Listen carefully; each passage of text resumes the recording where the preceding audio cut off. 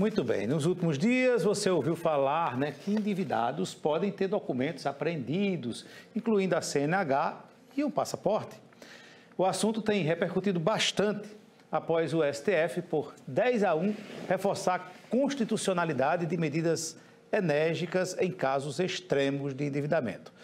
Mas que casos são esses? Quais são as punições previstas? Essas medidas já estão em vigor?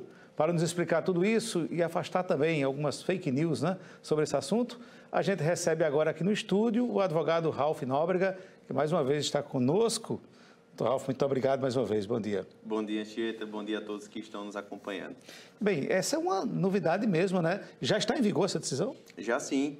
Inclusive, os advogados têm recebido muitas dúvidas das pessoas. Vou perder o meu documento, como é que vai ser daqui para frente? Mas a decisão ela já está em vigor. A grande novidade é o seguinte, que isso já vinha sendo aplicado pelo STF. Já existia isso? Já existia. Então não é uma novidade. Não é uma novidade da forma como estão noticiando. Sim. E mais ainda da forma como isso está sendo apresentado. Porque o que aconteceu?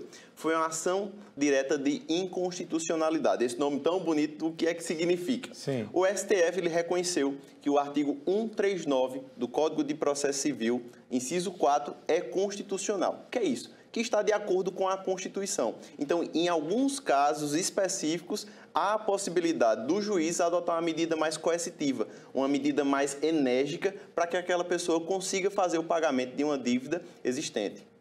No caso, então, quais são as punições básicas? Ou seja, quem é que é atingido nesse caso? As punições mais comuns é a restrição da CNH, a restrição de passaporte, o impedimento de participar de processo licitatório, você ser impedido, inclusive, de participar de concurso público. Aí quem deve estar aí nos acompanhando deve estar com aquela dúvida. Eita, eu tenho uma dívida, não vou poder fazer mais nada disso. Quais são os casos em que isso será possível? Nos casos em que o devedor ele ia atingir uma má-fé, ou seja, comprovar uma má-fé. Sim. O que seria essa má-fé? A pessoa ela tem condições de pagar a dívida, mas não paga porque não tem dinheiro em conta, não tem nenhum bem em seu nome, inclusive bota os bens em nome de terceiro. Então, esse grupo de pessoas que age de má-fé, que pode pagar uma dívida, mas que escolhe não pagar, vai ser, sim, objeto dessas medidas. E essa dívida é aquela que já está num patamar... Em que patamar? É qualquer dívida, não?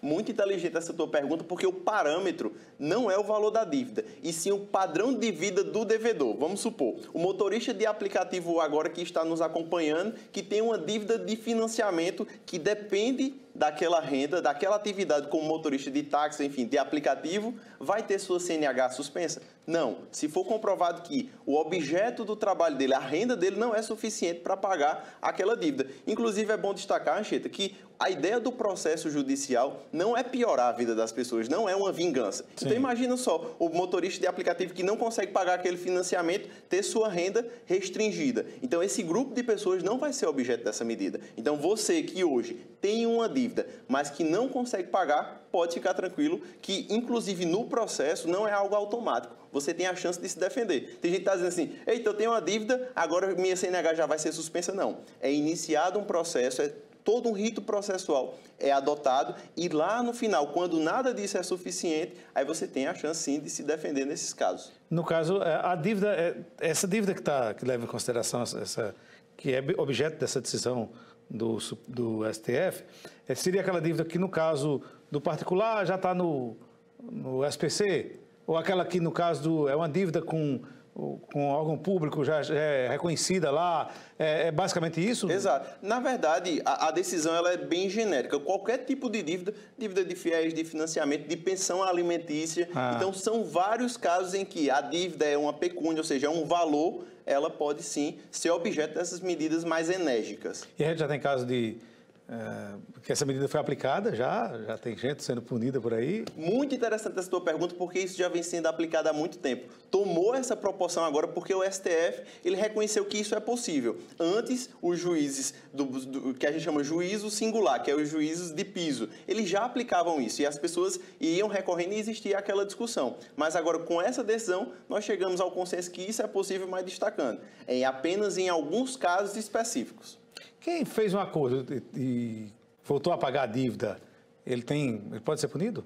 muito interessante a tua pergunta também, porque assim, quem já fez o acordo, aquela dívida ela está momentaneamente inexequível, ou seja, se eu estou pagando de forma parcelada, não tem para que essa dívida ser reclamada no Poder Judiciário. Então, quem aí está com o parcelamento em dia, está pagando em dia, não precisa se preocupar. Agora, que tem muita gente devendo nesse país, que tem muita gente que deve se preocupar, acho que tem, né, doutor?